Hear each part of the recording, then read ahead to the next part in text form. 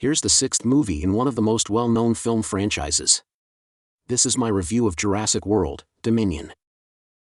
The movie is about two generations from the Jurassic Park/World franchise accidentally coming together to expose the corrupt CEO, Louis Dodgson, and his company Biosyn. The original Jurassic Park movie was one of my favorite movies in my youth growing up in the 1990s. I would go so far to say it was my generation's Jaws, which makes sense because it was also directed by Steven Spielberg. This new movie is kind of a mixed bag for me. There is nothing absolutely terrible about it, but at the same time it really is just going through the motions set up by the 5 previous movies. The biggest selling point for this movie is the return of the original Jurassic Park cast, Sam Neill, Laura Dern, and Jeff Goldblum. They are a welcome sight when you first see them, although like the plot of the movie they also just seem to be going through the motions.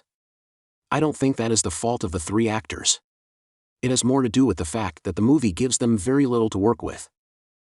When it comes to the Jurassic World franchise side, I enjoy watching Bryce Dallas Howard and Chris Pratt, but unfortunately like the older cast their characters are also pretty thin.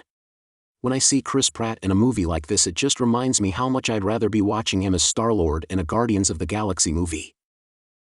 Jurassic World Dominion is a serviceable movie in general with some pretty cool action set pieces.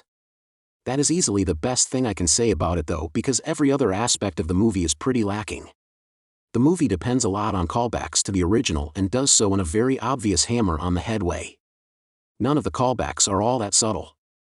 The comedic dialogue throughout the movie never really works and is not really that funny. I watched this movie in a pretty packed theater and it only got a few chuckles here and there. The worst thing I can say about this movie is that it just feels like the filmmakers are squeezing blood out of a franchise that went dry with the previous Jurassic World Fallen Kingdom movie. I didn't hate this movie, but it is incredibly average in just about every way.